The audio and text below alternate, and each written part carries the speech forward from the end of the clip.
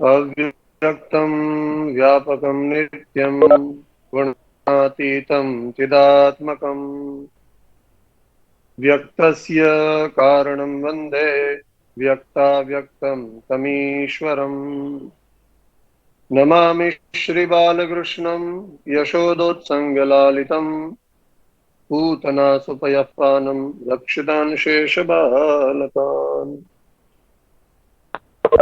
नमः सभायै।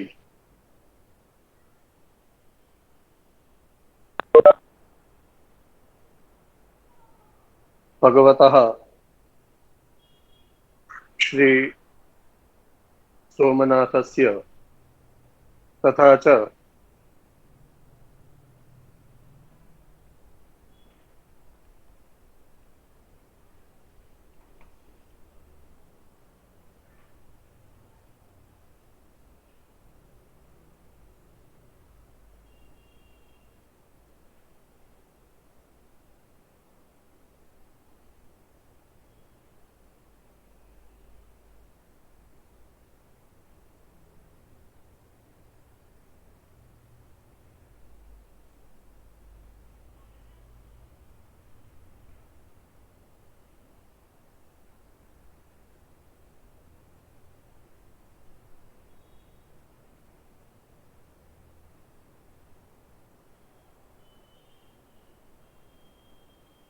विद्वानों से जुड़ी हुई ये सभा है और अभी भी बहुत कुछ शास्त्र का जो अर्थ है वो आने वाला भी है।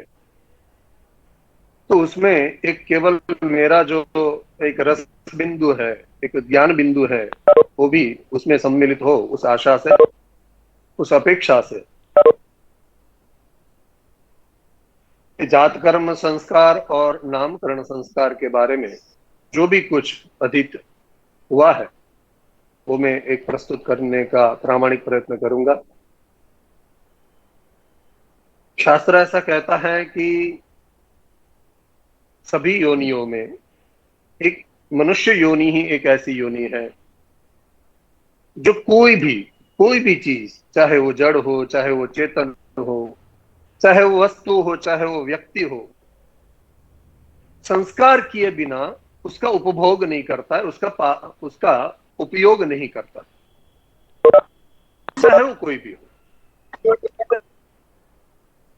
तो संस्कारों की हमारे मनुष्य योनि में कितनी आवश्यकता है, केवल उनको एक ये 16 संस्कारों में केंद्रित न किया जाए। यदि विस्तार से भी देखा जाए तो हर एक चीज में संस्कार किए बिना हम उसका स्वीकार नहीं करते। पर शास्त्र भी कहीं ना कहीं मना बोलता है कि संस्कारेण बिना देवी देह शुद्धिर न जायते। संस्कारेण बिना देवी देह शुद्धिर न जायते, उनकी शुद्धिकरण नहीं होती। तो संस्कार का मूल जो हेतु है वो है दोषों को हटाना और गुणों का स्वीकार करना। ये दो प्रक्रिया है।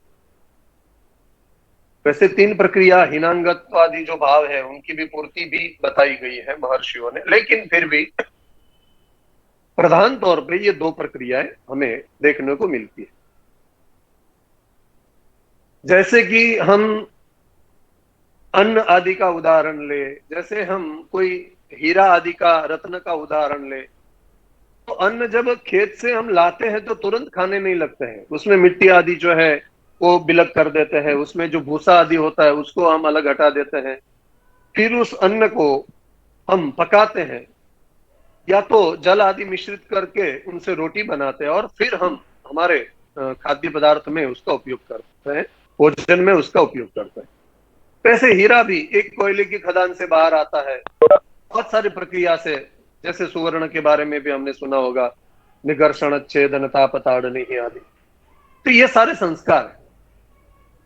तो शास्त्र ऐसा कहता है कि संस्कारों से भागना नहीं चाहिए, संस्कारों से परहेज नहीं करना चाहिए। संस्कारों से ही हम परिष्कृत होते हैं। हालांकि आप लोगों ने संस्कारों के बारे में तो काफी सुना ही होगा, फिर भी एक प्रामाणिक प्रयास करूंगा कि जो संस्कार है उसमें भी मीमांसकों आदि, व्यास आदि ने 16 संस्कारों को मुख्य केंद्रित किया है, जिसमें गर्भाधानम, पुंसवनम और सीमंत, ये 3 जो संस्कार है वो हो चुके हैं। बड़े प्यारे विद्वान जिन्होंने इसको न्याय दिया है। तो अभी जात कर्म और नामकरण, तो इन ये जो संस्कार है उनको न्याय देने के लिए चौथा और पांचवा संस्कार है। 16 संस्कारों की गिनती में वैसे तो ज्यादातर जो गृह्य सूत्र है उन्होंने सभी ने पहला संस्कार विवाह संस्कार माना, पहला संस्कार विवाह संस्कार माना है।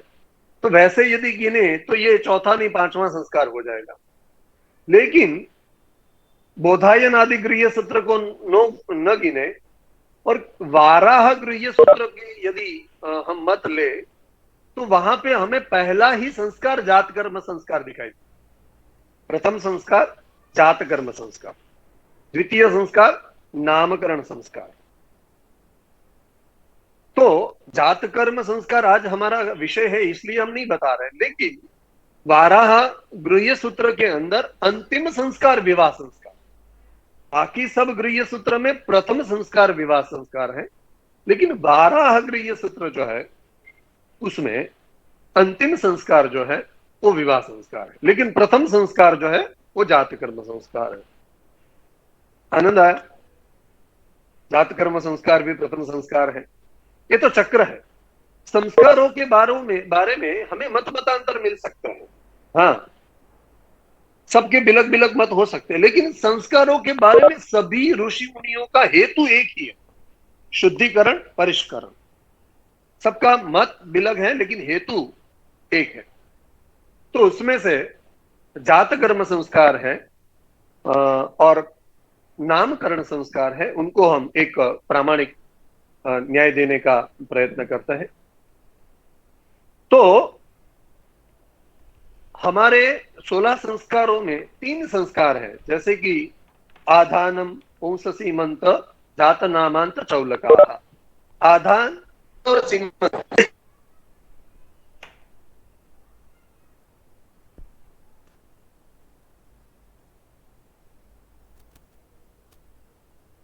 जन्म से पहले हो जाते हैं, यानी माता पिता के द्वारा ये संपन्न होते हैं, पितृजन के द्वारा ये संपन्न होते हैं।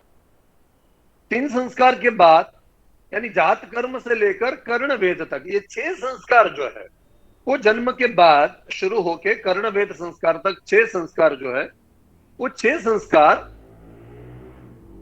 हमारे परिजन के द्वारा संपन्न होता है। और उसके बाद उपनयन आदि जो 3 संस्कार हैं बाकी के, वे गुरुजन आदि के संपर्क से, सहायता से संपन्न होते हैं। तो पितृजन, परिजन और गुरुजन आदि के द्वारा संपन्न होने वाले जो संस्कार है उसमें से ये पितृजन के बाद जो परिजन द्वारा संपन्न होने वाला यह संस्कार है वो जात कर्म संस्कार है। जात कर्म संस्कार के बारे में वर्तमान में यदि देखा जाए तो क्षेत्र बीज आदि शुद्धि के बाद जितने भी संस्कार संपन्न होने के बाद जब किसी भी बालक का जन्म होता है तो वो जन्म के बाद ये जात कर्म संस्कार होता है, जो जातक है उनके लिए संस्कार किया जाता है। लेकिन वर्तमान में हमारी दुविधाएं बहुत बड़ी है।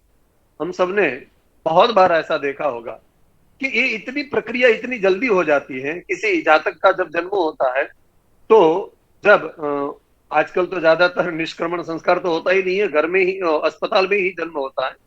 तो रुग्णालय से जन्म होने के बाद तुरंत वो एक मुंह दिखाई के लिए तुरंत लेके आ जाते हैं। तो ये सब संस्कार कहाँ गए और कैसे हुए, या तो इतने शीघ्र से कैसे संपन्न होते हैं, ये भी एक बात मानने वाली है। और दूसरी बात, ये संस्कार की जो विधि बताई है वो भी रुग्णालय में, अस्पताल में कैसे संपन्न करे, ये भी एक बहुत बड़ी दुविधा है वर्तमान में। लेकिन हो सके उतना हमें प्रामाणिक प्रयत्न करना चाहिए। तो जात कर्म संस्कार है जो है उनका थोड़ा हम पहले परिचय जान लेवे। तो शास्त्र ऐसा बताता है कि चित्र कर्म यथा नैकैहि रंगे सन्मिल्यते शनैहि ब्राह्मण्यमपि तद्वधि संस्कारे मंत्र पूजकैहि। जैसे कोई भी चित्र में पहले अंग बनता है, फिर उपांग बनता है, फिर उसको उसके अलग अलग बिलग बिलग वर्ण, उसमें चित्र के कलर जो है वो लगाए जाते हैं, तब वो चित्र संपन्न हो जाता है। वैसे ही मनुष्य जब बीज रूप से गर्भ में आविष्ट होता है, प्रवेश होता है, उसके बाद धीरे धीरे शनि शनि ही सभी संस्कारों का उसमें आविष्कार हमें करना चाहिए। महाभारत भी इसका प्रमाण देता है कि संस्कारों से प्राज्ञस्यानंतरा सिद्धि यह लोके परत्र च। संस्कारों की आवश्यकता केवल यह लोक नहीं, संस्कारों की आवश्यकता या संस्कारों से सिद्धि केवल यह लोक में नहीं, परत्र च, परलोक में भी संस्कारों की सिद्धि हमें प्राप्त होती है। तो यदि जात कर्म के बारे में, जात कर्म की आवश्यकता क्या है, तो जात कर्म के लिए ऐसा कहा गया है कि गर्भांबु पान जो दोषो जातात सर्वोपि नश्यति।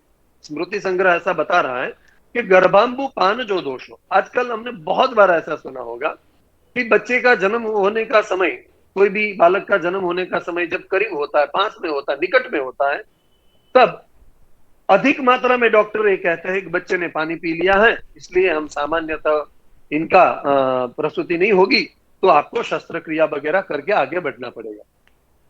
तो यहाँ पे ग्रंथ ने, स्मृति संग्रह ने बहुत समय पहले, सालों पहले ये बात सिद्ध करके हमें बता दी है कि गर्भांबु पान जो दोष हो। लेकिन यहाँ पे गर्भांबु पान जो दोषों का अर्थ ये नहीं हो रहा है कि बच्चे ने पानी पी लिया, क्योंकि बच्चा तो अपने मुंह से कोई चीज स्वीकार करता ही नहीं है। तो जैसे कि मनुस्मृति आदि में भी कहा है कि ये बालक जो है वो माता के शरीर से जुड़ी हुई जो नाली है उनके माध्यम से रस आदि जो है वो सारी चीजें ग्रहण करता है। तो स्वयं तो वो जलपान नहीं करता है, लेकिन उसके माध्यम से जितनी भी विकृतियां या जरायु आदि से जो लपेटा हुआ रहता है, जिससे वो लिप्त होता है, तो सब दोष दूर करने के लिए भी ये संस्कार यहाँ पे आवश्यक होता है।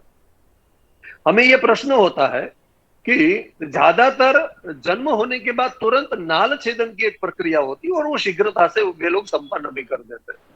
हालांकि अभी वर्तमान समय में समाज काफी जागरूक भी हो चुका है और अभी उसका संरक्षण, उसका संशोधन करके उसका संग्रह करना, उचित समय पे उसका सदुपयोग करना, ये सारी प्रक्रियाएं एक तंत्र के माध्यम से चल रही है, लेकिन चलनी भी चाहिए। लेकिन वो नाल छेदन तुरंत करना क्या उचित है? हमें जान के आनंद होगा कि महर्षि जैमिनी ये बता रहे हैं, महर्षि जैमिनी ये बता रहे हैं कि यावन्न छिद्यते नालम तावन नापनोति सूतकम। देखिए, जात कर्म संस्कार हमें सूतक लगे उसके पहले करना चाहिए। तो श्रीमद् भागवत आदि में भी हमने, जैसे नंद महोत्सव आदि में भी भगवान कृष्ण का जब जन्म होता है तब भी हमने देखा है कि नाल छेदन के पहले सूतक नहीं लगता है।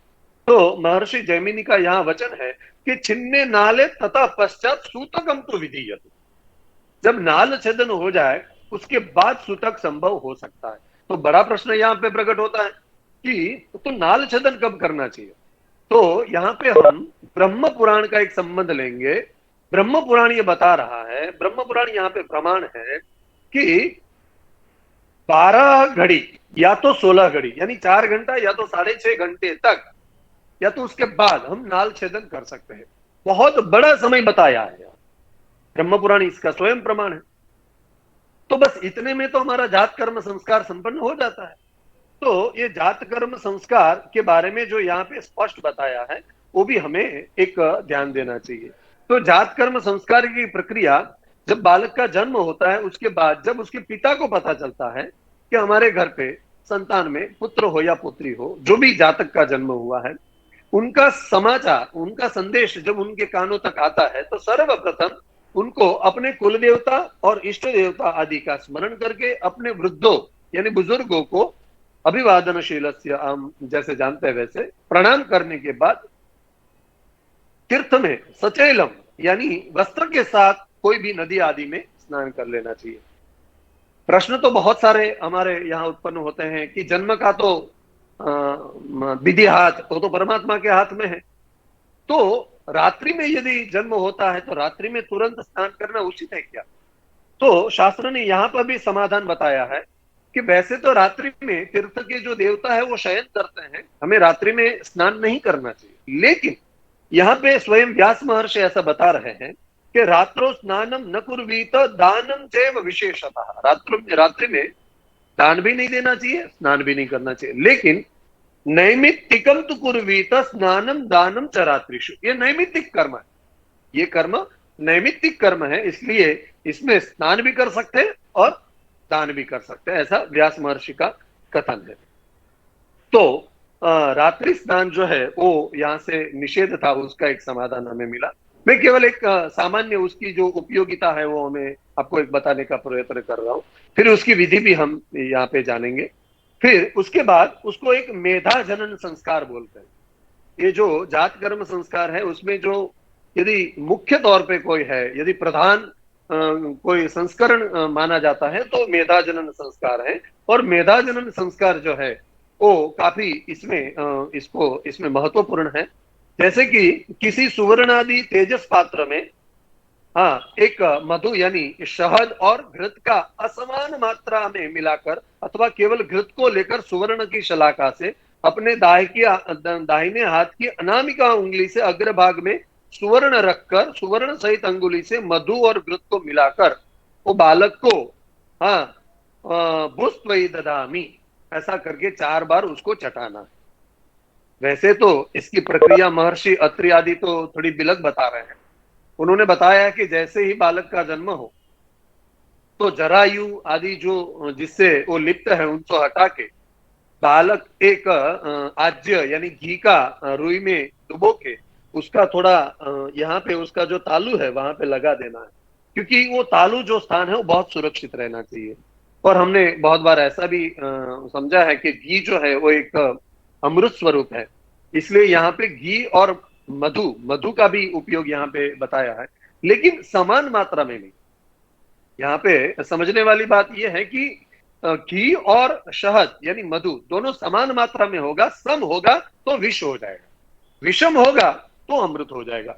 तो समान मात्रा में इसका प्रयोग भी नहीं करना चाहिए और कभी इसके बारे में विशेष सोचना भी नहीं चाहिए। तो असमान मात्रा में अभी कैसे, तो जैसे कि मधु जो है वो अल्प मात्रा में लेना चाहिए और घृत जो है वो विशेष मात्रा में लेना चाहिए। तो यहाँ पे वैसे तो सरपिन घी घृत आदि का बिलग बिलग अर्थ होता है, लेकिन फिर भी हम यहाँ पे एक उसका घृत के तौर पे उपयोग करेंगे और मधु से मिश्रित होके सुवर्ण शलाका से, यदि संभव नहीं हो सकता है कि हम सुवर्ण शलाका ले तो स्वर्ण भस्म भी इसमें किंचित मात्रा में मिश्रित कर सकते हैं, क्योंकि बालक के शरीर में त्रिदोष का निवारक जो कोई है तो सुवर्ण है। हमारे एलोपैथिक हो, होम्योपैथिक हो, आयुर्वेदिक हो, कोई भी हाँ किसी भी परंपरा से मानने वाले लोग हो, लेकिन उन्होंने सबको सुवर्ण को यानी स्वर्ण को बड़ा प्राधान्य दिया है। तो यहाँ पे स्वर्ण शला का संभव न हो तो मात्र किंचित अल्प ले, लेकिन स्वर्ण भस्म भी इसमें मिश्रित करे और उनको जिह्वा के ऊपर उनको चटाए, या तो स्वर्ण शला का हो तो उसके ऊपर जिह्वा के ऊपर ओम लिखे। हालांकि इतना तो संभव नहीं है, लेकिन 4 बार ये क्रिया उनको करनी है असमान मात्रा में। तो इसको मेधा जनन संस्कार कहते हैं, इसलिए इससे बच्चा जो है वो बहुत मेधावी बनता है। देखो यदि मधु के भी जो गुण है, वैसे मधु को भी अमृत कहा गया है, लेकिन मधु के भी गुण यदि हम देखेंगे तो मधु की प्रक्रिया ज्यादातर से जैसा ही हमारा रक्त, जैसे हमारा लहू जैसे ही बनता है वैसे ही शहद की बनने की प्रक्रिया है, केवल वर्ण का भेद है, बाकी तो वो समान मात्रा से ही है। और शहद एक ऐसी चीज है, घृत भी एक ऐसी चीज है, वैसे उसकी मात्रा तो अल्प है लेकिन वो शीघ्र वो उसको हजम हो जाएगी, पाचन प्रक्रिया में भी उसको समस्या नहीं होगी। और वैज्ञानिक लोग ऐसे बता रहे हैं कि बालक के आंतों में जो कफ जमा होके रहता है वो ये चीज चटाने से इनका वो चोष्य करेगा, इसको चाटेगा तो भी वो कफ धीरे धीरे बाहर आ जाएगा। तो ये मेधाजन संस्कार संपन्न करने के बाद और एक संस्कार है आयुष्यकरण संस्कार, जिसमें यहाँ पे उनके अंगों को स्पर्श करके 11 मंत्रों का उच्चारण उनके पिता को करना है, जिसका हम विधि में विस्तार से देखेंगे। उसके बाद बालक के जन्म भूमि की प्रार्थना।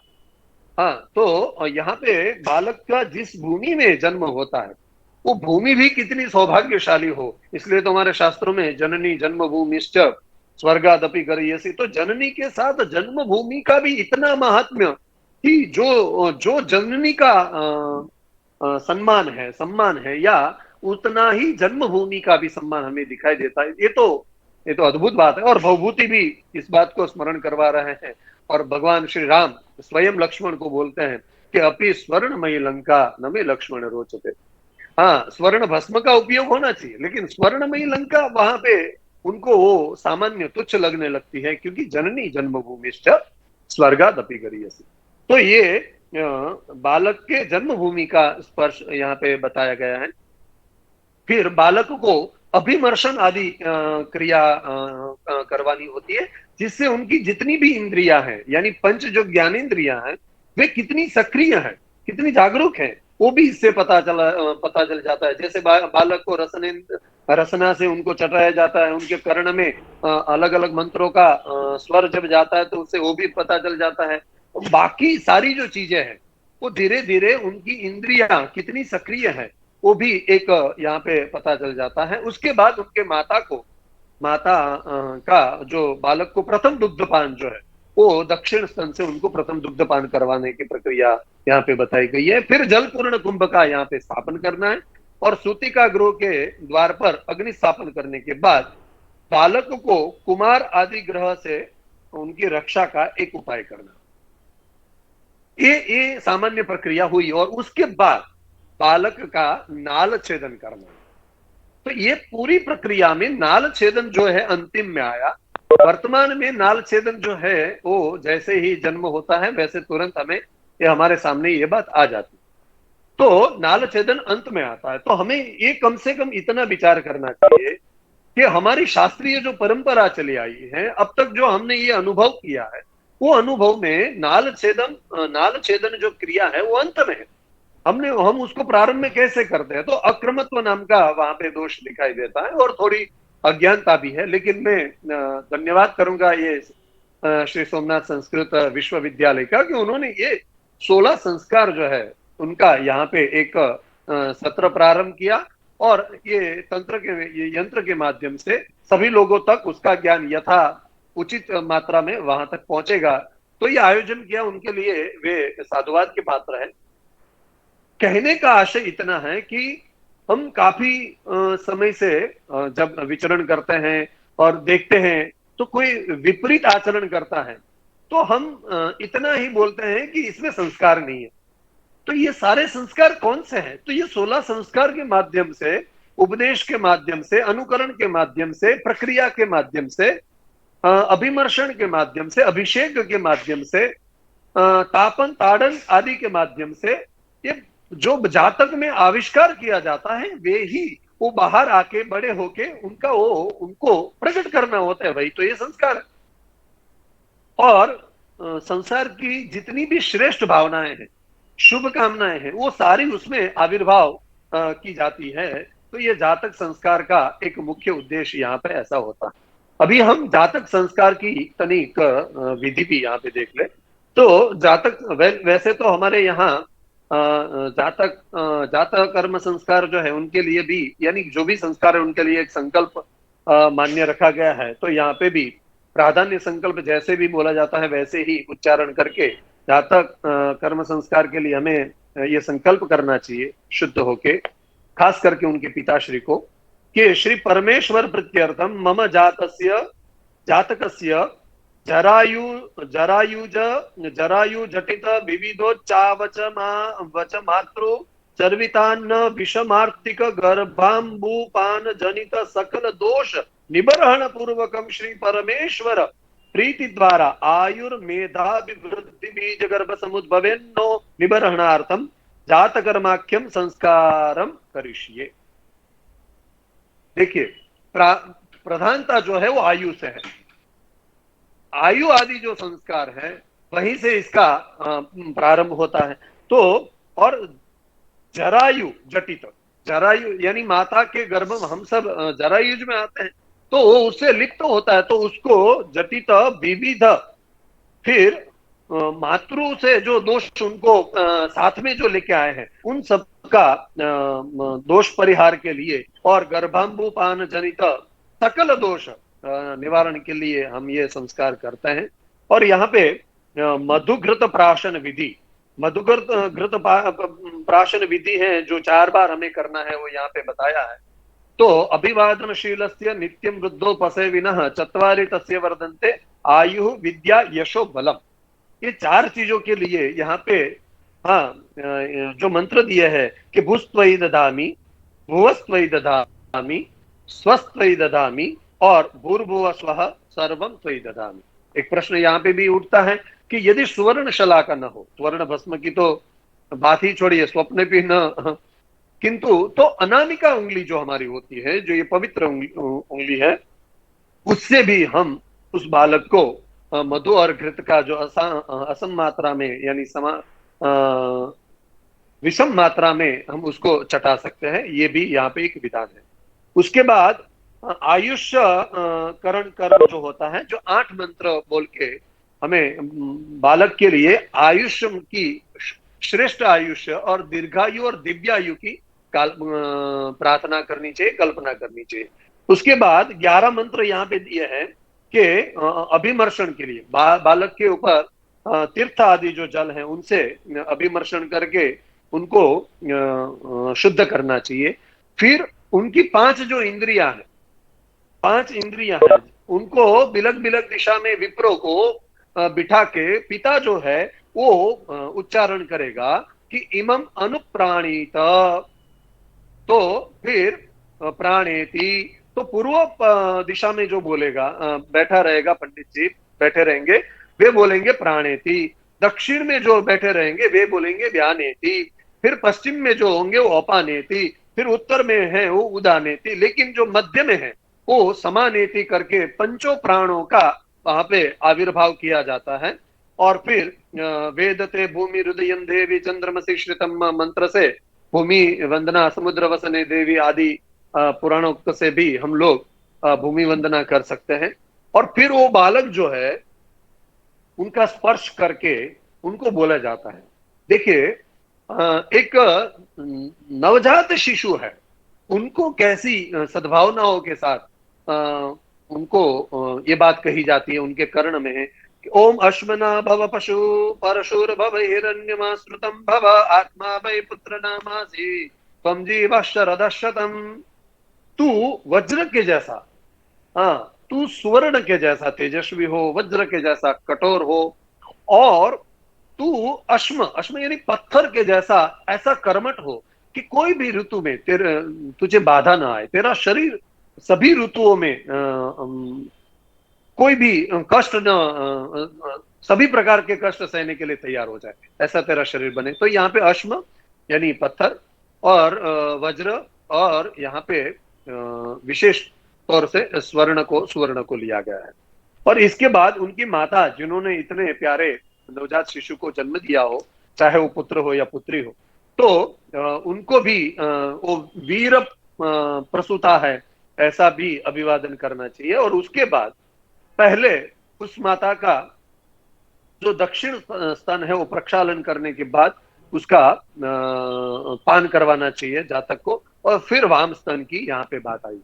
हमें ये बात स्पष्ट मिलती है कि जो दांत देता है वो चबाने के लिए तो दे ही देता है, लेकिन ईश्वर तनिक उससे भी आगे निकल जाता है कि जब तक दांत नहीं आता तब तक क्या हमारे शरीर के लिए उपयुक्त हो उनकी भी वो व्यवस्था कर देता है। तो ये भी शास्त्र के प्रति हमारी रुचि बढ़ाने वाली बात हो गई। फिर विविध वस्तुओं का दान की यहाँ पे व्याख्या है, और एक कलश स्थापन की प्रक्रिया है। 10 दिन तक तो सूतक लगेगा। वैसे एक मत यहाँ पे ऐसा भी मिलता है कि प्रथम यानी जन्म से प्रथम दिन, फिर 6वां दिन और 10वां दिन, ये 3 दिन सूतक में से यदि हम त्यागना चाहे तो त्याग सकते हैं। ये भी एक मत है, केवल आप सबके ज्ञान हेतु बता देता हूं। तो कलश स्थापना है, उसमें विविध प्रकार के देवताओं का आह्वान करके सूती का गृह की रक्षा के लिए हम लोग ये कलश में सभी देवताओं का स्थापन करके जो भी माता है जिन्होंने जातक को जन्म दिया है, तो उनके मस्तक के खटिया के नीचे वो रख देना चाहिए, स्थापना कर देना चाहिए। फिर सूतिकाग्नि जो होम है उसका होम करना चाहिए, और ऐसे करने के बाद फिर यहाँ पे नाल छेदन आदि जो प्रक्रिया है वो संपन्न करना चाहिए। तो नाल छेदन प्रक्रिया भी कैसे करनी चाहिए, उसकी भी प्रक्रिया है कि कैसे हम उसको आगे बढ़े और उसका कितनी मात्रा हो, कैसे उसका कर्तन करे। तो यहाँ सूत्र परंपरा से यानी धागे से उसका कर्तन करे। हाँ, 8 उंगली जो बालक है, जो जातक है, उसकी नाभि से 8 उंगली तक मात्रा बढ़ाने के बाद उसका सूत्र से कर्षण करने के बाद वो जो बची हुई जो है वो बालक जो है उसके गले में उसको लगा देना चाहिए। ये भी एक नाल छेदन प्रक्रिया की हमारे सामने बात शास्त्र हमें बता रहा है। फिर यहाँ पे जात कर्म संस्कार में एक नैमित्तिक विधान बता रहा है कि पूतनादि बाल ग्रह जनित व्याधि शमनार्थ कर्म। हाँ, तो ये हमने श्रीमद् भागवत जी में भी तो बड़े प्यार से पढ़ा है कि कंसेन प्रेषिता घोरा पूतना बालघाती। तो यहाँ वहां पे पूतना एक व्यक्ति का, एक राक्षसी का नाम है, लेकिन शास्त्रों में सुश्रुत संहिता में और चरक संहिता में भी ये बात हमें मिलती है कि बालक यदि 10 दिन तक कोई भी शारीरिक प्रक्रिया अपने हिसाब से न करे या सामान्य से थोड़े परे हो, तो उसको एक पूतना नाम का रोग हो सकता है। और पूतना नाम का एक रोग भी है, तो उसका वो रोग जनित ही न हो। वर्तमान में क्या चल रहा है कि पहले रोग उत्पन्न होता है और फिर उनका औषध ढूंढने के लिए या या तो उसका संशोधन करने के लिए समय लग जाता है। तब तक वो रोग को काफी लोग स्वीकार भी लेते हैं और वो रोग भी काफी लोगों का स्वीकार कर लेता है, शिकार कर लेता है। लेकिन हमारा शास्त्र ऐसा नहीं है। शास्त्र पहले से ही बताता है कि पूतनादि जो बाल ग्रह जनित व्याधि है उसके शमन के लिए भी एक नैमित्तिक कर्म यहाँ पे करना चाहिए। वो भी यहाँ पे कर्म बताया है, और ऐसे जात कर्म की विधि हमें संपन्न करनी चाहिए। और ज्यादातर से इसमें माता का विशेष कोई योगदान नहीं होता है, क्योंकि उन्होंने इतना कष्ट सहने के बाद जातक को जब जन्म दिया हो, तो विशेष ये कर्म पिता को ही करना चाहिए और माता के सानिध्य में होता है और पिता के हस्त द्वारा होता है।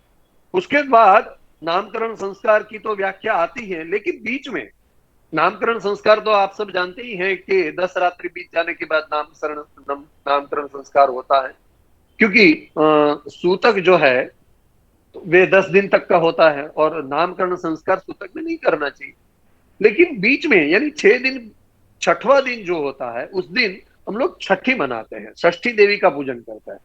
हालांकि षष्ठी पूर्ति महोत्सव तो हम बहुत मनाते हैं, काफी लोग मनाते हैं, पता नहीं हम तो तब तक पहुंचेंगे कि नहीं हम सब। लेकिन एक षष्ठी देवी का जो पूजन है वो यहाँ पे एक विशेष उल्लेख है। हालांकि वो संस्कारों में गिना नहीं जाता है, लेकिन संस्कारों में गिना नहीं जाता है उसके बावजूद भी वर्तमान में ये परिपाटी है। और हम सब कहीं ना कहीं प्रतिदिन यानी जहां जहां ये क्रियाएं होती हैं, जहां जहां जातकों का जन्म होता है, इन चीजों से गुजरते हैं षष्ठी देवी का पूजन। तो यहाँ पे एक बिलक बात यह है कि सभी संस्कार अधिक मात्रा में प्रातः काल में होता है, एक जातक संस्कार को छोड़ के। यदि प्रातः में नहीं हुआ, जब जन्म हुआ है तब करना है। लेकिन षष्ठी देवी का जो पूजन है वो अपराह्न काल में होता है, वो मध्याह्न के बाद होता है, यानी सायंकाल में होता है। तो षष्ठी देवी के बारे में हमने, छठी के बारे में बहुत सुना होगा। बिहार आदि में छठ पूजा भी मनाए जाते हैं। तो ये षष्ठी देवी के बारे में किंचित मैं आपको परिचय देना चाहूंगा। हालांकि वो संस्कार की प्रक्रिया नहीं होने के बावजूद भी शास्त्रार्थ रूढ़ि बली ऐसी, उसके माध्यम से भगवती षष्ठी देवी अपने योग के प्रभाव से शिशुओं के पास सदैव वृद्धा माता के रूप में अदृश्य रूप से विराजमान रहती है। हाँ, तो आनंद की बात यह है कि उनकी रक्षा एवं उनका भरण पोषण भी वो षष्ठी देवी करती। क्योंकि अभी माता से जो उनका संबंध था वो तो नाल छेदन से हमने दूर कर दिया, तो फिर उनकी रक्षा कौन करता है। तो हमने बहुत बार ऐसा देखा होगा कि बालक जो है वो सोया हुआ और स्वप्न में भी वो हंस रहा है। हाँ, हंसता खिलता हुआ हमें ऐसा लग रहा है वो कैसे निद्रा का आनंद ले रहा है। तो वैसे वो स्वप्न में भी उसको हंसाती है, हाँ, उसको दुलारती है। कौन? वो षष्ठी देवी। तो अब हम किसी बालक का निरीक्षण करेंगे तो ये बात हमारे सामने भी आ जाएगी, और अभूतपूर्व वात्सल्य प्रदान करती है। अभूतपूर्व वात्सल्य यानी हमें ऐसा लगता है कि बाले बाले कम इति बालक, वो बालक जो है, वो जातक जो है, उसके रोम रोम में साक्षात ईश्वर का वास है, ऐसा हमें अनुभव होता है। और आंख खुलते ही बालक की दृष्टि से वो भगवती जो षष्ठी देवी है वो ओझल हो जाती है, यानी अदृश्य हो जाती है। फिर हमारे यानी उसके परिजन जो है वे सबका चेहरा उनके सामने आने लगता है।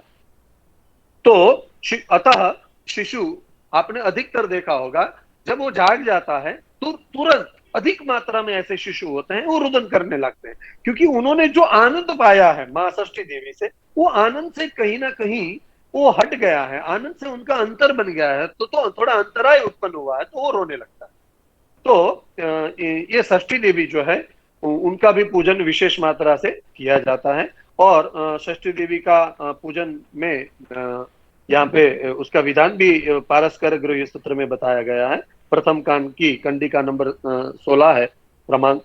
तो रक्षणीया तथा षष्ठी निशा तत्र विशेषतः रात्रो जागरणम कार्यम जन्मदातम तथा बलि। यहाँ पे बात बताइए कि जातक के प्रथम दिन, छठवें दिन और 10वें दिन पुरुषों को जागरण करना चाहिए सुतिका गृह के बाद।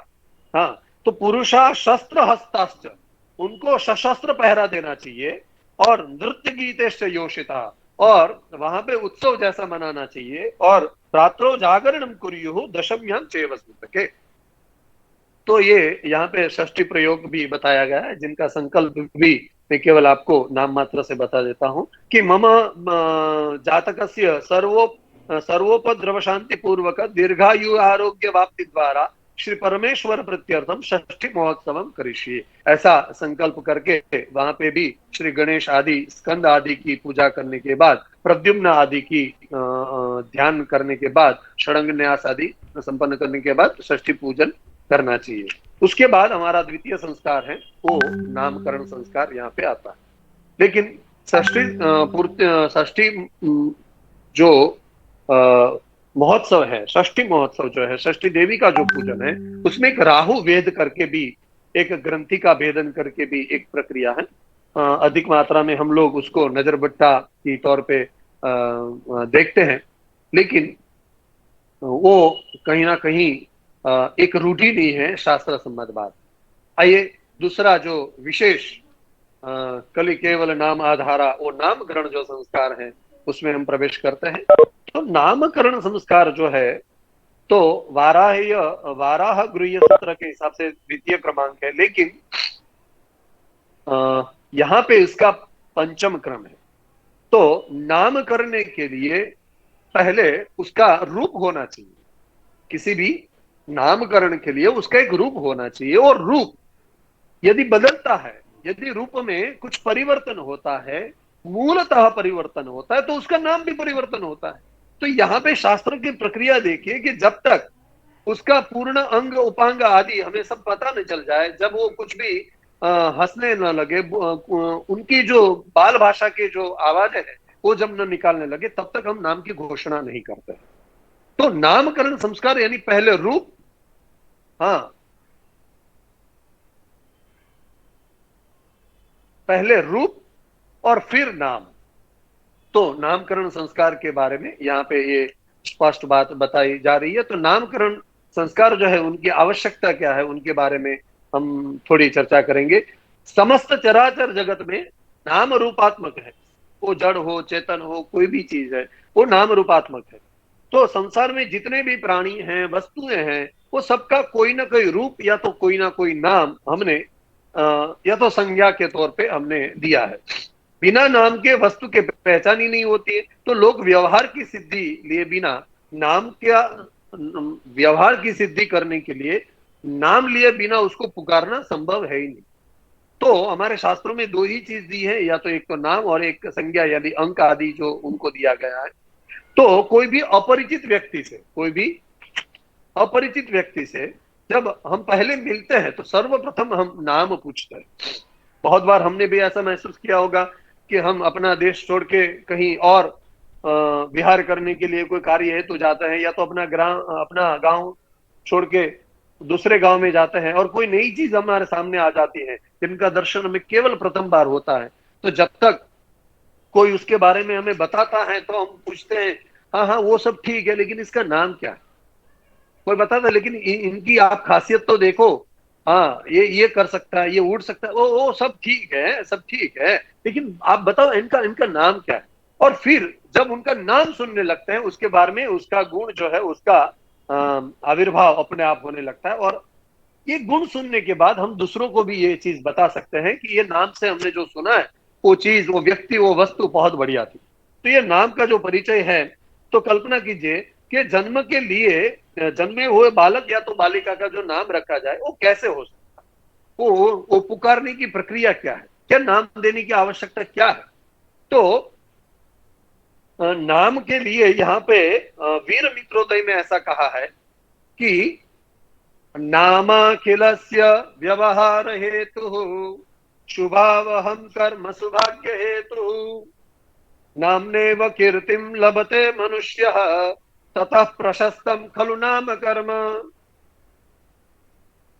हमारे इस धरातल पे स्वयं परमात्मा के भी जितने भी अवतार हुए हैं, अंश अवतार, लीला अवतार, पूर्णावतार, परिपूर्णावतार, आवेशावतार, जितने भी अवतार हुए हैं उन सभी का भी नामकरण किया गया है। और नाम की तो क्या महत्वता है, कैसे बताए। लेकिन शास्त्र ऐसा कहता है, भगवान वशिष्ठ कहते हैं पांडव गीता में, कृष्णेति मंगलम नाम यस्य वाचि प्रवर्तते भस्मी भवन्ति तस्याशु महापातक कोटयः। तो ऐसे नाम की महिमा तो बहुत बहुत शास्त्रों ने गाई है। लेकिन यहाँ पे व्यवहार हेतु, शुभावहम, कर्मसु भाग्य हेतु, कीर्तिम लभते, कीर्ति और प्रशस्तम, उनकी प्रतिष्ठा पाने के लिए, यश कीर्ति आदि प्राप्ति के लिए भी नाम यहाँ पे दिया जाता है।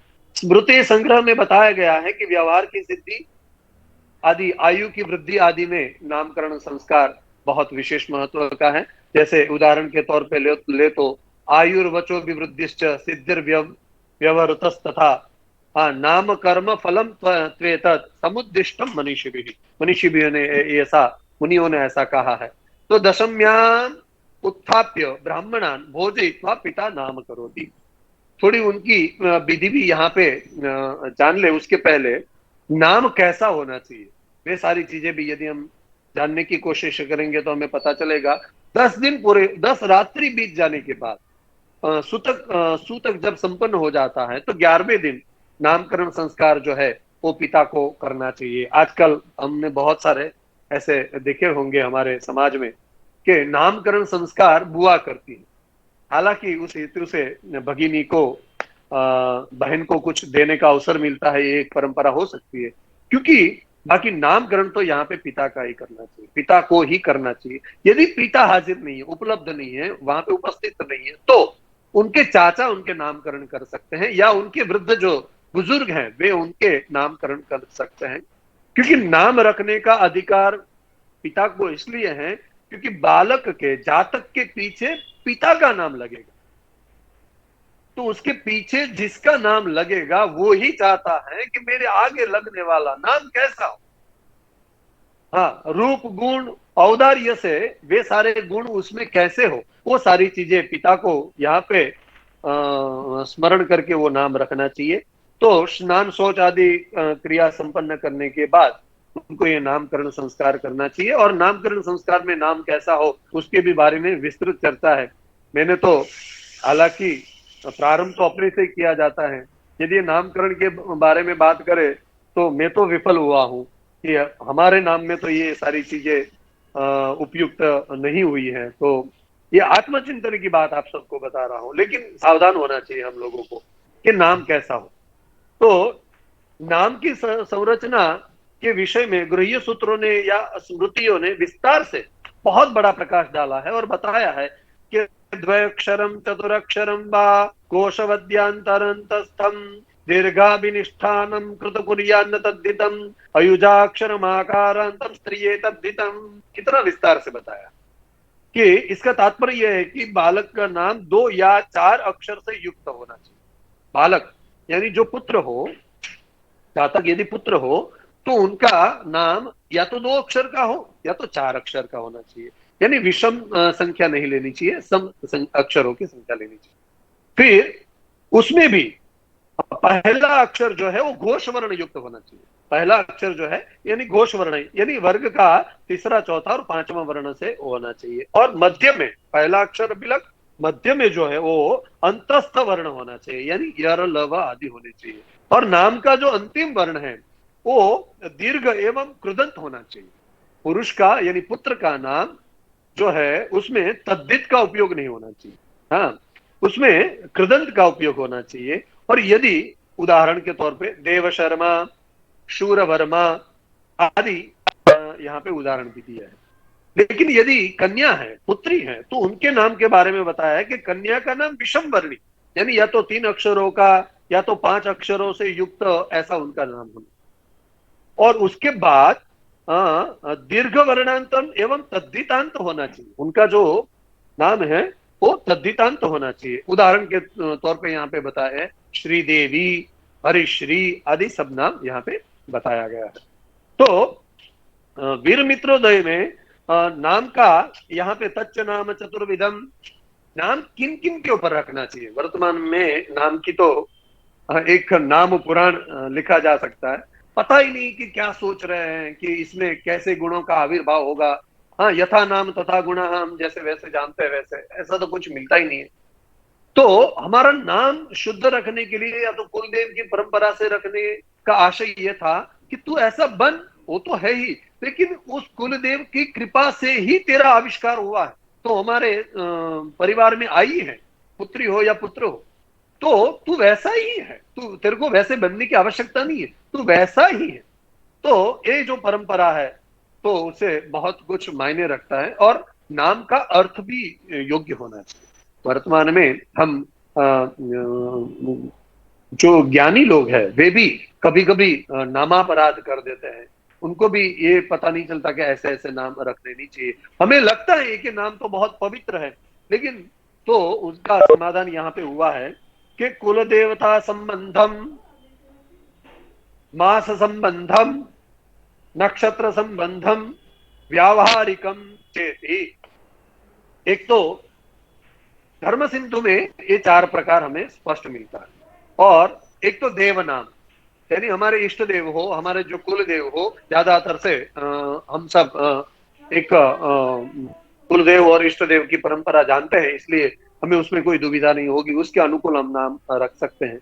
फिर दूसरा जो नाम है, जैसे कि हमारे कुलदेव के बाद, देव नाम के बाद मास नाम, कुलदेव के नाम में यदि देखा जाए तो जैसे कि रामदास है, कृष्णानुज है, बलराम है आदि हम नाम रख सकते हैं। फिर मास आदि में, जिस मास में जन्म हुआ है, आपको जान के बहुत आनंद होगा कि हर एक मास का एक अधिष्ठाता देव होता है। तो उस मास के जो अधिष्ठाता देव है, जैसे अश्विनी कुमार आदि जो नेचुरल हीलर है, हाँ, उनके भी नाम से भी हम नाम रख सकते हैं। तो वैकुंठ, जनार्दन, उपेंद्र आदि भगवान विष्णु के नाम भी वहां पे उसमें शामिल है।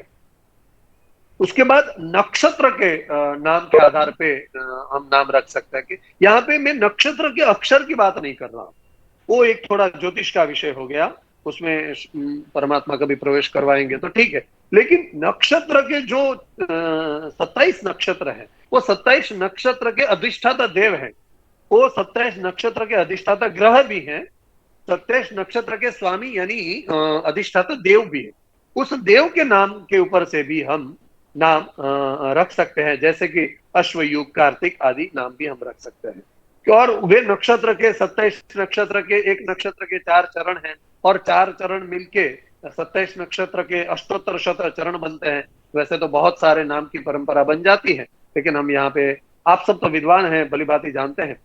तो और चौथा जो नाम है वो व्यावहारिक नाम। व्यावहारिक नाम जो है वो जो दैनंदिनी हमारा, हम जैसा सुदृढ़ व्यवहार और उत्तम व्यवहार चाहते हैं, वैसा व्यावहारिक नाम का यहाँ पे उल्लेख किया गया है। नाम के बारे में थोड़ी विषमता हमारे दिमाग में चलती रहती है कि नाम राशि के हिसाब से रखना चाहिए कि नहीं रखना चाहिए, वो एक ज्योतिष का विषय है। लेकिन यहाँ पे ऐसा बताया है कि दो नाम होते हैं, एक गुप्त नाम और एक व्यावहारिक नाम। तो गुप्त नाम जो है वो माता पिता के अलावा दूसरा कोई नहीं जानता है, ऐसा भी एक विधान मिलता है। और आप हम यदि यहाँ पे उत्तर बिहार में भी देखे तो हमें पता चलेगा कि उनका दो नाम होता है, एक गुप्त नाम होता है जो उनके माता पिता अलावा दूसरा कोई भी नहीं जानता है। तो जब ब्याह का समय आता है, कुंडली मिलान का जब समय आता है, तब वो नाम की घोषणा होती है। इसका भी कारण है कि कोई अभिसार आदि जो कर्म है उनसे वो बच्चा वंचित रहे, दूर रहे, सुरक्षित रहे। ये भी एक कारण यहाँ पे बताया गया है। और जन्म राशि विवाह सर्व मांगल्य यात्रायाम ग्रह गोचरे, हाँ, जन्म राशि प्रधानत्व नाम राशि न चिंतित।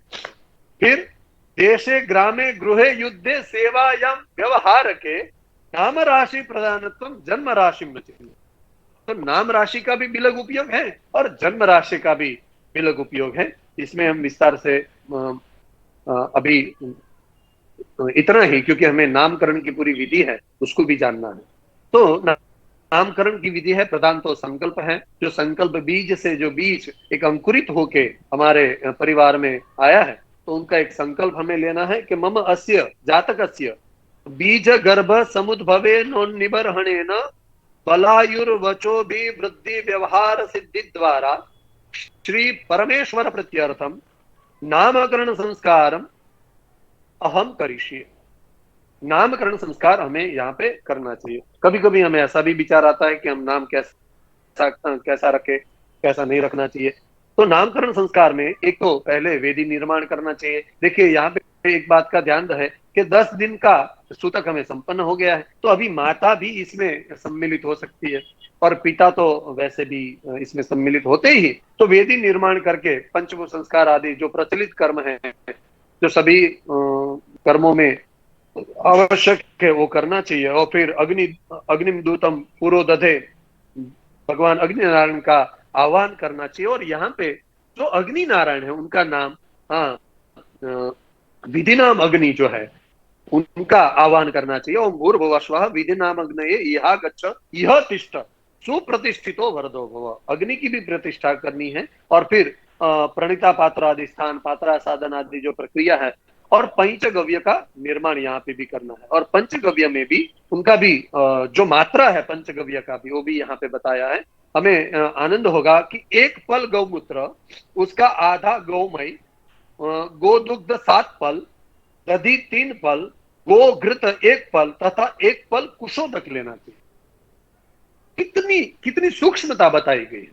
तो एक पल का यदि हम अर्थ करेंगे सामान्य तौर पे, तो वो 40 ग्राम जैसा होता है। एक पल यानी 40 ग्राम जैसा होता है। तो फिर गौमूत्र और उसका आधा गोमय, तो 20 ग्राम जैसा गोमय आदि उस हिसाब से वो मात्राएं हमें लेनी चाहिए। फिर हमें यज्ञ करना चाहिए और यज्ञ में हमें प्रजापति इंद्र अग्नि और सोम आदि की आहुति देनी चाहिए। और फिर व्याहृति होम करना चाहिए। फिर पंचगव्य का होम यहाँ पे 6 मंत्र देके बताया गया है। फिर प्रायश्चित होम यहाँ पे बताया है। और फिर स्विष्टकृत जो है वो होम यहाँ पे करना चाहिए। फिर संश्रव प्राशन है वो बताया। फिर मार्जन विधि, वो सारी प्रक्रिया है। वो अभिषिक्त जो जल है उनसे माता और बालक को सम्मार्जन करना चाहिए, मार्जन करना चाहिए। हम सब जानते हैं कि सुमित्र या न आप हो कदया संतो करके उनका सम्मार्जन कर सकते हैं। फिर पूर्ण पात्र दान करना चाहिए। और फिर प्रणीता विमोक करके पुनः उसका भी बरही होम करके सूतिका गृह जो है उसका पंचगव्य सूतिका द्वार है, उनके अंदर ले जाके जो माता है उनको ये पंचगव्य का पान करवाना चाहिए, क्योंकि उनकी बल समृद्धि, क्योंकि उनको भी यदि शरीर में पोषण मिलेगा तो वो पोषण माता के माध्यम से बालक में जाएगा। तो उसके बाद कोई एक धान्य से या तो बिलक वगैरह जो अलग अलग चीजें जो खाद्य पदार्थ होता है, वो एक थाली में लेके भर के उसके अंदर सुवर्ण अक्षरों में भी लिख सकते हैं। या तो हमने जो चिंतन किया हो या शास्त्रों की जो मर्यादा है उसमें जो बैठ रहा हो उसके अनुकूल हमें नामकरण करना चाहिए। हम सब देखते हैं कि नामकरण संस्कार की विधि ऐसा नहीं कि हम ही कर रहे हैं। हमने तो कभी कभी वर्तमान में ऐसे युगल मिलते हैं, प्रणाम करने का मन होता है, और वे लोग ऐसा बोलते हैं कि जन्म के पहले ही हमने नाम सोच लिया है कि बेटा होगा तो हम ये नाम रखेंगे, बेटी होगी तो हम ये नाम रखेंगे। अरे भाई, उनके गुणों के बारे में तनिक सोचो कि उनको आप क्या बनाना चाहते हैं। हाँ, तो केवल नाम की एक फैशन जो चली है, उनके हिसाब से बड़े होके उनको भी सम्मान जागे कि जिसने भी मेरा नाम रखा है वो कितना धन्य होगा, कितना दीर्घ दृष्टि वाला होगा। और यहाँ पे नाम जो है थालिका में हमने लिखा होगा, और एक पीत वस्त्र उनको आच्छादन करके रखना है, फिर उस नाम की प्रतिष्ठा करनी है। नाम की प्रतिष्ठा करनी है, यहाँ पे ये प्रक्रिया है अग्नि की प्रतिष्ठा की, लेकिन नाम की भी प्रतिष्ठा करनी है। मुझे आनंद आता है ये बात बोलते हुए कि जो नाम की प्रतिष्ठा होती है ना, वो नाम को प्रतिष्ठा मिलती ही है, उस नाम को प्रतिष्ठा पानी ही है, प्रतिष्ठा उससे बिलग नहीं रहेगी, क्योंकि वो नाम की प्रतिष्ठा हो। मनो ज्योतिर्जुगता हम बोल के उनकी प्रतिष्ठा करते हैं, तो जिनकी प्रतिष्ठा नाम की हुई है वो नाम प्रतिष्ठित क्यों नहीं होगा। तो ये सारी प्रक्रिया है, और रामायण में भी हमें इसका उल्लेख मिलता है कि भगवान राम का भी नामकरण संस्कार हुआ था। रामायण के बाल कांड में यहाँ पे दीदी ने प्रारंभ में ही मंगलाचरण में रामदूत भगवान संकट मोचन जो हनुमान जी हैं, उनका जो मंगलाचरण में आशीर्वाद प्राप्त करने के लिए नमस्कार किया है, तो वे हनुमान जी को भी जिनका दूत बनने का मन किया, वे रामचंद्र के भी नामकरण संस्कार बालकांड में हमें दिखाई देते हैं कि नामकरण कर अवसर जानी, भूप बोली पठई मुनि ज्ञानी। नामकरण संस्कार का अवसर जब मिला तो बोले करी पूजा भूपति अस भाषा, वो नामकरण की विधि पूजा वहां पे संपन्न की। हरिय नाम जो मुनि गुनि राखा, सो सुख धाम राम अस नामा। नाम ऐसा रखो कि वो नाम से उसका गुण प्रतिपादन करने की आवश्यकता नहीं है। हाँ, हमारा नाम श्याम होता है और वो इतना तेजस्वीमान होता है, तो कहीं ना कहीं नाम यथा नाम तथा गुण बैठता नहीं है। इसलिए यहाँ पे लिखा है कि सो सुख धाम राम अस नामा, अखिल लोकदायक विश्रामा। हाँ, विश्व भरण पोषण कर जोई, सिर्फ राम के नहीं, भरत के भी, शत्रुघ्न के भी, जिनके नाम से शत्रु कांप के भाग जाते हैं, युद्ध करने की आवश्यकता नहीं थी, उनका नाम शत्रुघ्न रखा गया। तो भरत विश्व भरण पोषण कर जोई, हमारा हमारा हम जिस देश में रहते हैं, जिस परंपरा जिस संस्कृति के हम संवाहक हैं, उस देश का नाम भी भारत है। वो भी भरण पोषण के आधार पे इस देश का नाम भारत रखा गया है। तो विश्व भरण पोषण कर जोई, ताकर नाम भरत अस होई। तो ऐसा राम लक्ष्मण भरत शत्रुघ्न सबके भी बिलग बिलग नाम रखे गए हैं। तो ये नामकरण विधि यहाँ पे संपन्न करने के बाद जो पहला नाम कुल देवता के संबंध में, दूसरा नाम हमने जैसे समझा कि वैसे हमारे जो व्यावहारिक उपयोग है उनके अनुकूल, नक्षत्र के अनुकूल, और फिर हमारे इष्ट देव आदि जो है उनके अनुकूल नाम रखने के बाद हमें उसको प्रतिष्ठा करने के बाद, यदि ब्राह्मण है तो उसके पीछे शर्म, क्षत्रिय है तो वर्म, वैश्य है तो गुप्त, और क्षुद्र है तो दास। तो दासो हम, शर्मो हम, शर्मा हम, वर्मा हम, या गुप्ता हम, ऐसा हम लिख सकते हैं, बोल भी सकते हैं। हालांकि इसको जन्म कर्म कैसे देखना है वो तो एक शास्त्र की विस्तृत चर्चा है, लेकिन ये भी यहाँ पे विस्तृत बताया गया है कि अंगाद अंगाद संभवसी हृदयाद दिदायस। जैसे बताया है कि बालकों को प्रणाम करवाना चाहिए, जो बाकी सब लोग हैं वो बालक के जो पिता है माता, उन दोनों को धारण करके पधारे हुए सभी को प्रणाम करने के बाद उनकी नाम की घोषणा करनी चाहिए। शास्त्र ऐसा भी बताता है कि बार बार उस नाम का उच्चारण उसके कानों में करने से वो नाम सिद्ध हो जाता है, और जो चीज सिद्ध हो जाती है उसको फिर प्रसिद्ध करने की आवश्यकता नहीं रहती है। तो विशेष समय समाप्ति की ओर जा चुका है।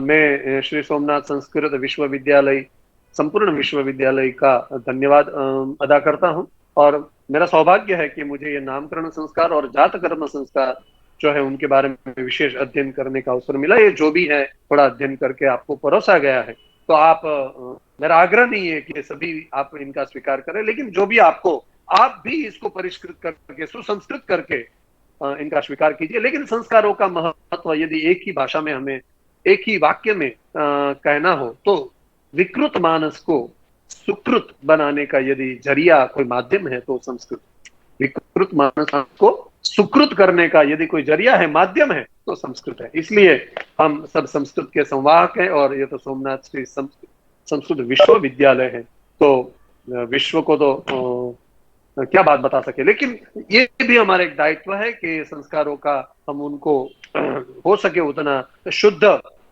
उनका ज्ञान उनको अर्पण करें। आप सब विद्वानों के श्री चरणों में वंदन करके, आप सभी जो मित्र वृंद है, सबने मुझे सुना, और कुछ क्षतियां रह गई हो तो आप क्षमा करें, या तो मुझे सावधान करें, मुझे खुशी होगी। पुनः एक बार जो मेरे पूर्वज सब विद्वान हैं, उन सबके चरणों में वंदन करके भगवान सोमनाथ को यहाँ से बैठे बैठे संध्या आरती की जो पूर्व तैयारी है, तो उनको नमस्कार करके अपनी वाणी को विराम देता हूँ, और सबको प्रणाम। जयतु संस्कृतम, जयतु भारतम। धन्यवाद महोदय। हमें ऐसा लगता है कि आप हमें सुनाइए, हम सुनते ही रहे। इतनी अच्छी गिरा आपकी है, और पूर्णता से आपने मूलतः जात कर्म नामकरण संस्कार को हमने कभी नहीं सुना था, उसका भी हमें ज्ञान कराया। इसके लिए हम बहुत आभारी हैं, और इसके लिए मैं पंकज गुरु जी को विनंती करती हूँ, पंकज गुरु जी धन्यवाद प्रकट करें। माननीय डॉक्टर पंकज महोदय।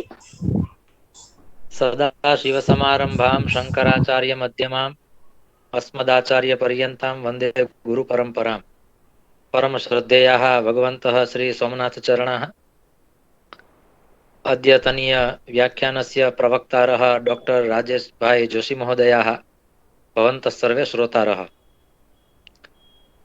भगवतः श्री सोमनाथस्य कृपा प्रसादेन अद्य अस्माभिः द्वयोः संस्कारयोः सुविस्तृतं व्याख्यानं श्रुतं, शास्त्रोचितं व्याख्यानं श्रुतं। एतेषां विदुषां मुखात् अस्माभिः सरस्वत्याः अनुभूतिः कृता। एतदस्ति अस्माकं समेषां परमं सौभाग्यं।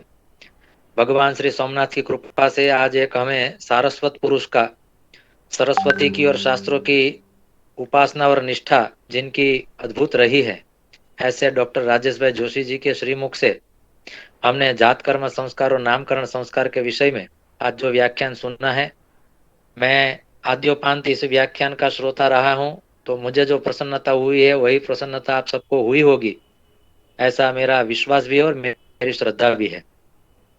तो ऐसे विद्वत मुखों से हमें बाकी सब संस्कारों के भी व्याख्यान सुनने हैं, लेकिन आज आपने जो शास्त्रोचित बात आज के वर्तमान संदर्भ में इन दोनों संस्कारों की विशेष आवश्यकता है जातक पर करने की, इस महत्वता के साथ आपने अपना सुमहत्वपूर्ण व्याख्यान प्रदान किया है। इसलिए श्री सोमनाथ संस्कृत विश्वविद्यालय सदैव आपका ऋणी रहेगा, और आपका यही प्रेम सोमनाथ संस्कृत विश्वविद्यालय पर बना रहे, ऐसी आकांक्षा और अपेक्षा करते हुए इस अभ्यासक्रम में जुड़े हुए सब महानुभावों की ओर से, श्री सोमनाथ संस्कृत विश्वविद्यालय परिवार की ओर से डॉक्टर श्री राजेश भाई जोशी जी का हम साधुवाद करते हैं, कृतज्ञता व्यक्त करते हैं, और शास्त्रोक्त व्याख्यान प्रदान करने के लिए हम उन्हें प्रणाम करते हैं। डॉक्टर राजेश भाई जोशी, आपको पुनः पुनः साधुवाद, धन्यवाद एवं हम सब की ओर से प्रणाम। अनुगृहीतोऽस्मि मान्यः महोदयः। हम भी प्रणाम करते हैं महोदय। और आप सभी को एक सूचना देनी है हमें। वो दीपावली का जो समय है, इसीलिए हम हमारा अगला व्याख्यान है वो 19 तारीख को हम करेंगे। इसीलिए सभी को तब तक प्रणाम करते हैं और शुभ दीपावली। क्षमा करें दीदी, लेकिन वैसे भी निष्क्रमण संस्कार है, तो थोड़ा निष्क्रमण प्रैक्टिकली भी हो जाए, अभ्यास भी हो जाए।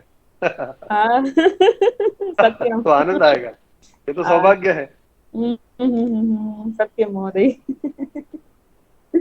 और तो 19 तारीख को हम मिलेंगे, और अभी हम पूर्णता मंत्र के साथ हम हमारा कार्यक्रम पूर्ण करेंगे। सोमनाथ संस्कृत विश्वविद्यालय की ओर से सबको एक बार दीपावली की और नूतन वर्ष की आदि में ही शुभकामना देते हैं। आशा बहन।